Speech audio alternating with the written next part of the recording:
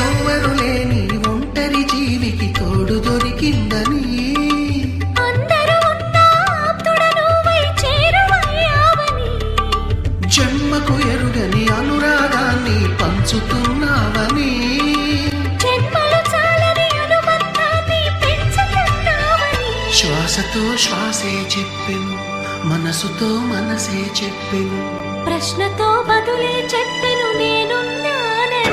నేనున్నానని, నీకేం కాదని,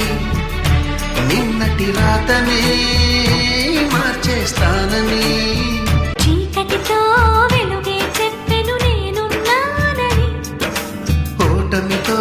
గెలిపే చెప్పెను నేనున్నానని, నేనున్నానని, నీకేం కాదని, నిన్నటి రాతనే మార్చేస్తానని.